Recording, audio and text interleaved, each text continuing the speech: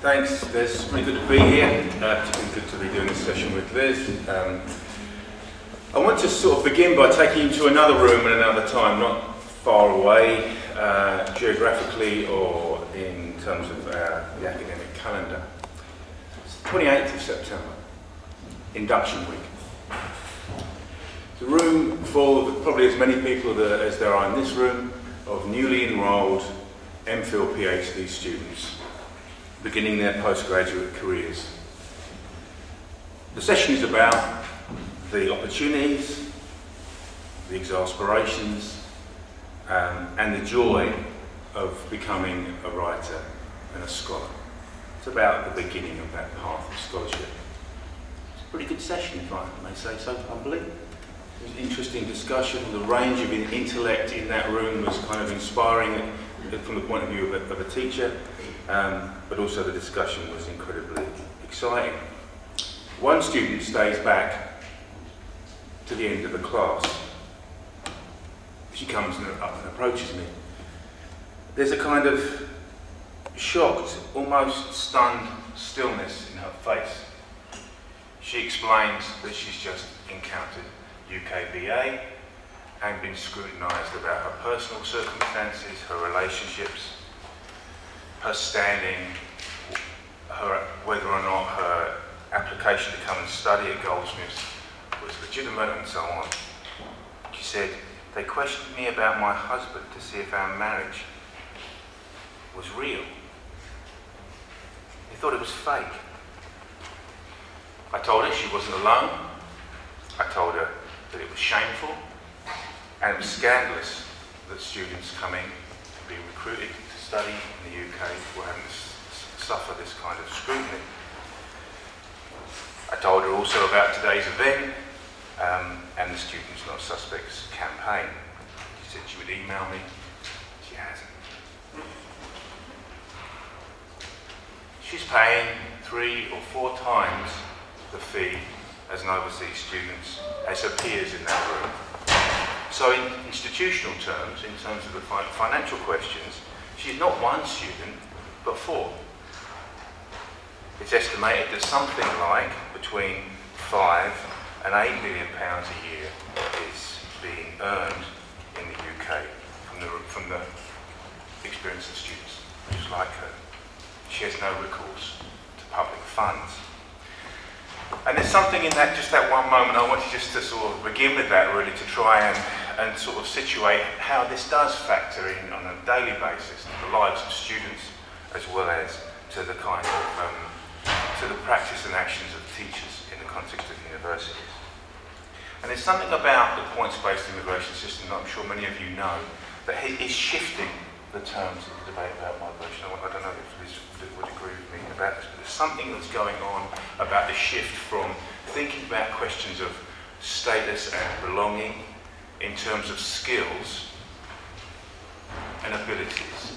Skills and abilities and plights that are then enumerated in these kind of metrics of points in terms of financial terms, in terms of qualifications and so on.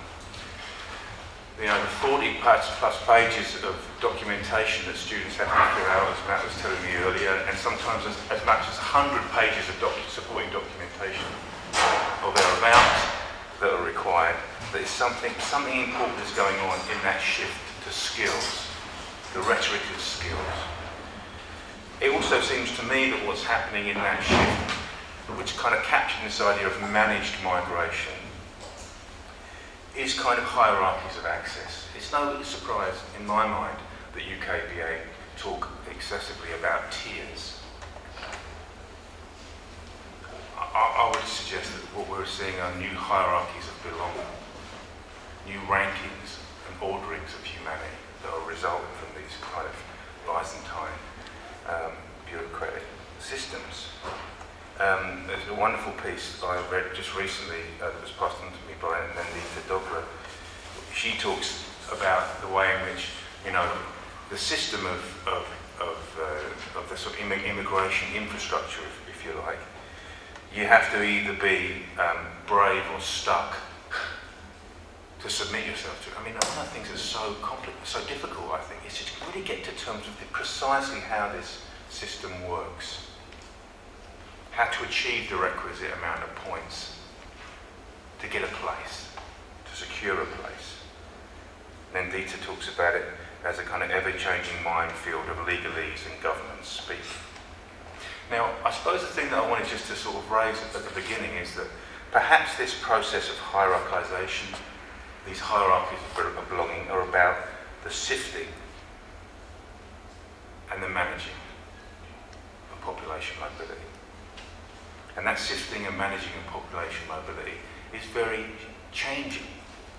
You know, the terms of the way in which this system works seem to be constantly changing.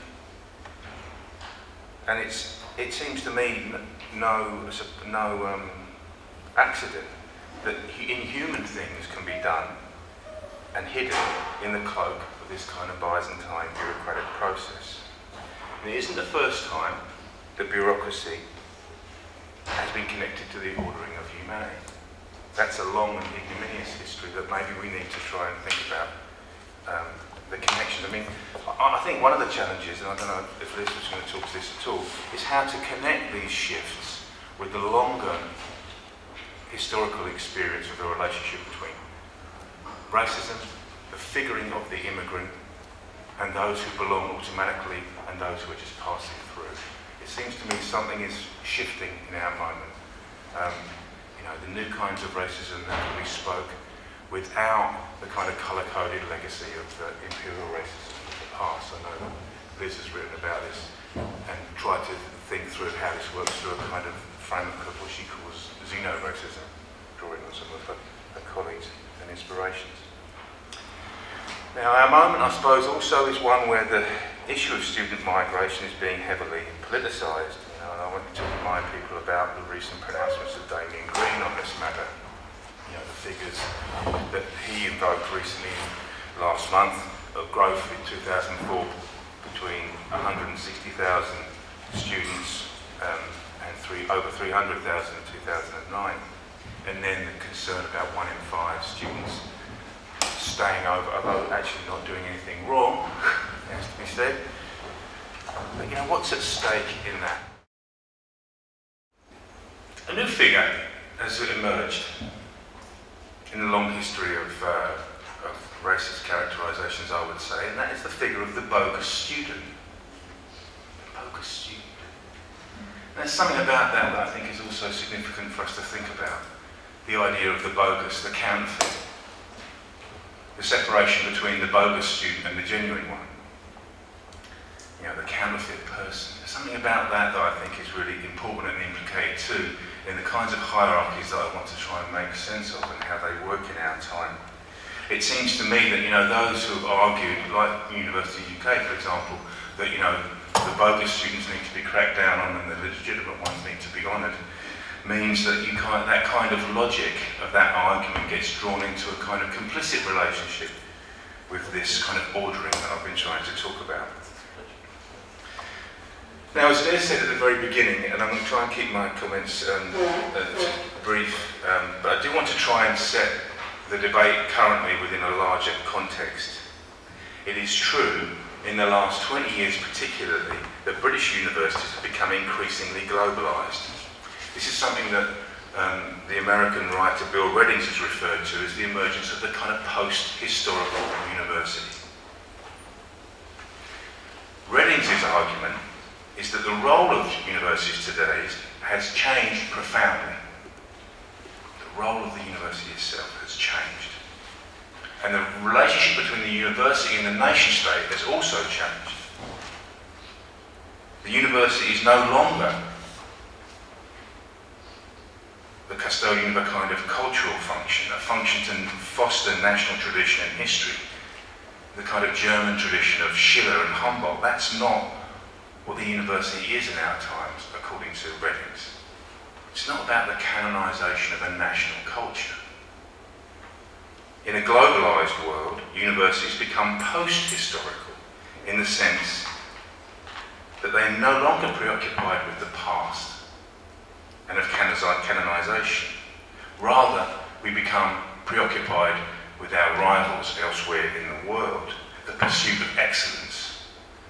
Doesn't matter what you do in universities, it seems, as long as you do it excellently.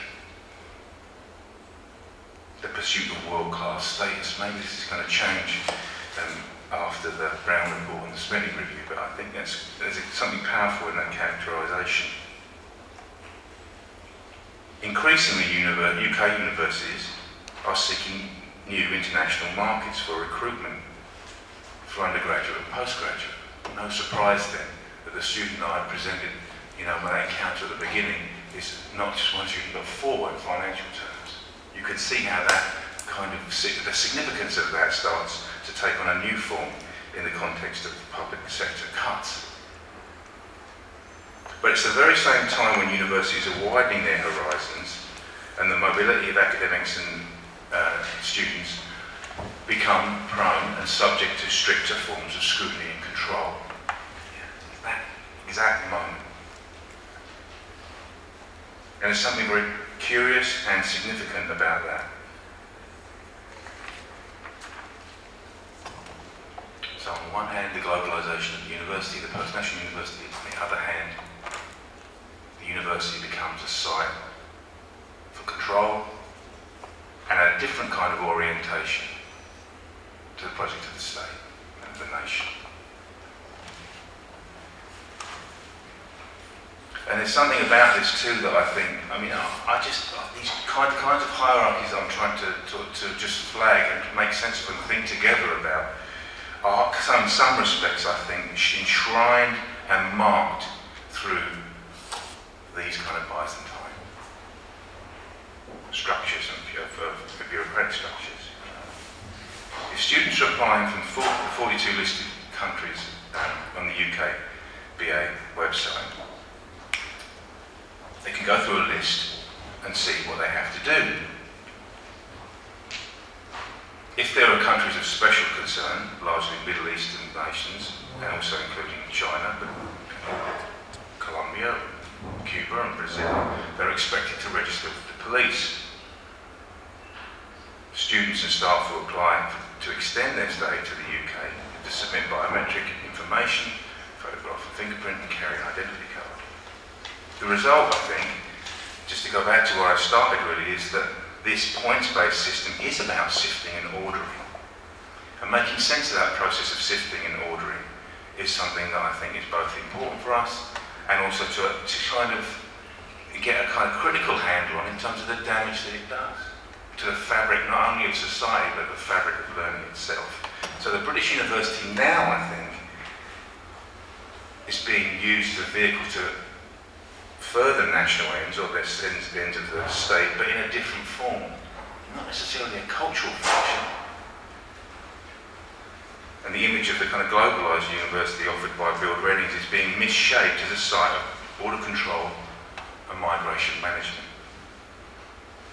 And I think this China changes and transforms what a university is and might become in the future, and why it's so important that the issues flagged in this campaign against the use of the UK Border Agency of class registers and things like that, and not becoming kind of an accomplice to and a hostage to the interests of immigration control in the classroom. It's so important, not only because it threatens to corrode trust between teacher and student, but also, I think, because it is implicated in a long and ignominious history of the way in which some people are given automatic license to belong, to learn, and others are designated the status of only passing through. Thank you very much.